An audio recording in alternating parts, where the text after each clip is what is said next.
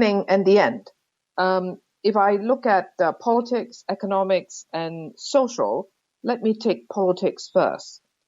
It is clear that at this stage, Beijing's overwhelming concern about Hong Kong is security.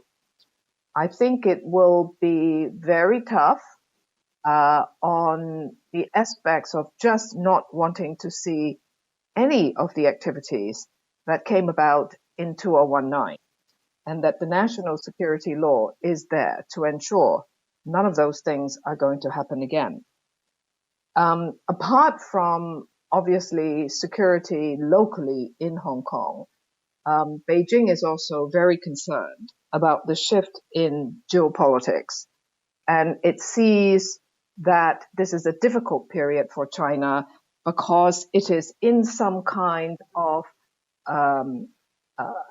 a rivalry, conflict, whatever the word we want to use, with the other major power in the world, the United States. So my conclusion on politics in Hong Kong is that it is going to be confined.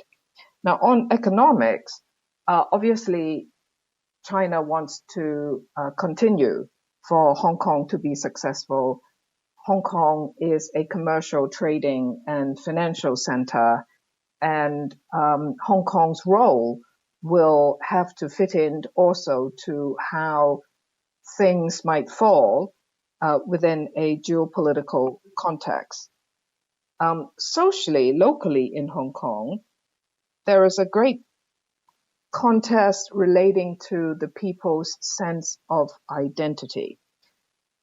Over the course of Hong Kong's colonial past, I think it's always been, who are the people of Hong Kong? They are ethnically Chinese. They may or may not have British nationality. Most of them really don't. And because of Hong Kong's history of turbulence in China's politics, many people have relatives overseas that have immigrated. So Hong Kong is one of those societies where people come and go. Also, in order for Hong Kong people to have a high sense of security, people have gone and got foreign nationality. So Hong Kong actually, amongst the ethnic Chinese, have a large proportion of people with passports from many, many countries.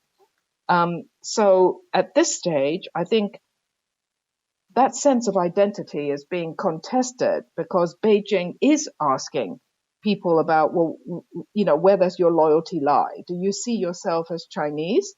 In which case, okay, let's talk about China. Or do you see yourself as a foreigner, and that it's convenient for Hong Kong people to kind of arbitrage their identity? And there are people today, because of the national security law, who are leaving Hong Kong because they don't feel, comfortable in the new Hong Kong anymore. So I think this is a difficult time.